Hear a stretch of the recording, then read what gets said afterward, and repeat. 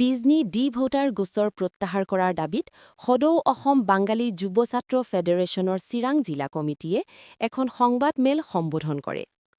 সংবাদমেলত সংগঠনটোৰ পক্ষৰ পৰা কোৱা হয় যে বাঙালী সম্প্ৰদায়ৰ ডি ভোটাৰ সমস্যা সমাধান কৰাৰ বাবে ৰাজ্যৰ মুখ্যমন্ত্ৰীয়ে পূৰ্বতে আশ্বাস দিছিল।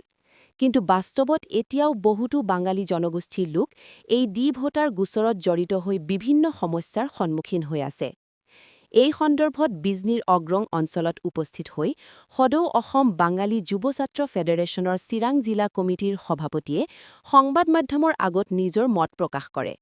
উল্লেখযোগ্য যে ২ নং অগ্ৰঙৰ বাসিন্দা সাধনা সৰকাৰে ডি ভোটাৰ গোচৰত প্ৰায় ২ বছৰৰ অধিক সময় কাৰাবাস খাটিব লগা হৈছিল।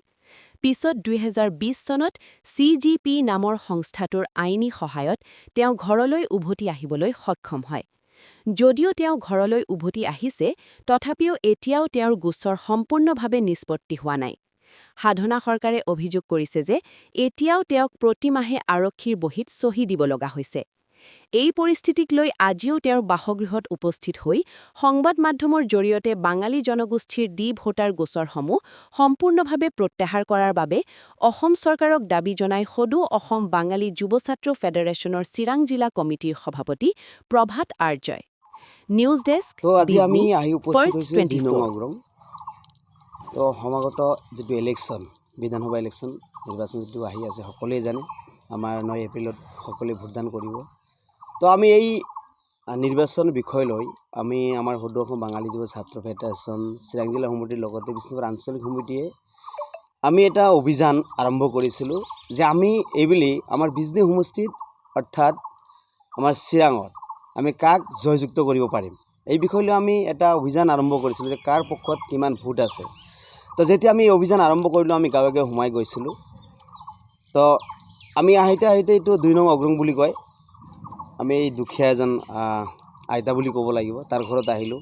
হয়তো আগত কথাখিনি মই জনা নাছিলোঁ যে বিজেপি চৰকাৰ সকলো সময়তে কৈ থাকে আমি বাঙালী বুলি ক'ব গ'লে যে আমাৰ বিজেপি চৰকাৰ আমাৰে চৰকাৰ।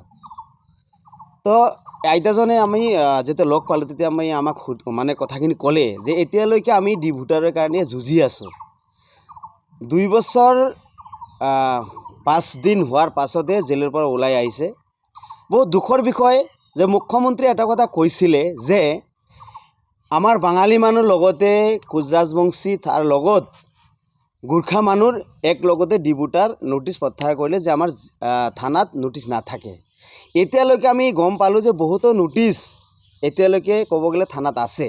এতিয়ালৈকে এই আইতাৰ ঘৰত এতিয়ালৈকে পুলিচ আহি থাকে, মাহে ২ বাৰ কৰি আহি থাকে।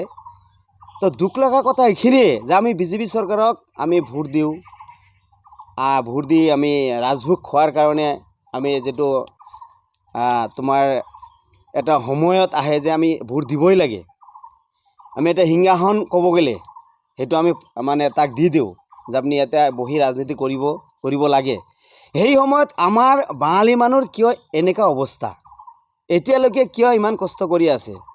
এতিয়া সমাগত ৯ এপ্ৰিলত আমি ভোট দিব লাগে, ভোট দিব চিঞৰি দিব। ইয়াৰ এতিয়া চাওক কি মানে কাৰ্ড নাই, ক'ব গ'লে অৰুণোদয় পাই আছে, ভোটাৰ ID আছে, আধাৰ কাৰ্ড আছে, সকলো নথি পত্ৰ, ৰেচন কাৰ্ড আছে, সকলো নথি পত্ৰ থকাৰ পাছতো আজি আপোনালোকে চাওক কি বস্তু মানে কি কাৰ্ড নাই, তাৰ লগত ডকুমেণ্ট কি নাই, সকলো মানে ডকুমেণ্ট ইয়াৰ আছে, মানে সকলো সা সুবিধা চৰকাৰৰ পৰা পাই আছে। এতিয়ালৈকে কিন্তু ডি ভোটাৰ নোটিছ ইয়াৰ ঘৰত হয়তো ডি ভোটাৰ কেছত মানে হাৰাশাস্তি পাই আছে।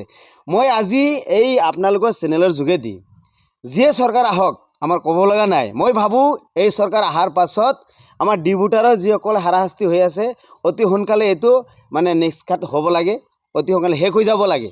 কাৰণ সেইকাৰণে কৈছোঁ কথাখিনি, কাৰণ এতিয়া চাব গ'লে চকুৰ পানী অকলে ওলাই আহে। তো আমি এইখিনি কথা ক'ব বিচাৰোঁ যে আমি ইতিমধ্যে এটা কথা আমি আপোনালোকৰ যোগেদি আপোনালোকৰ চেনেলৰ মাধ্যমেদি এটা কথা সকলোকে জনাম, বিশেষকৈ বাঙালী মানুহক, যে আপোনালোকে ক'ক ভোট দিব লাগে আপোনালোকৰ চেনেলৰ মাধ্যমে সকলো কথা জনাই দিম। আৰু আমি এই কথা এইকাৰণে কৈছোঁ যাতে আমাৰ এই ডি ভোটাৰ সমস্যা অতি সোনকালে শেষ হৈ যায়।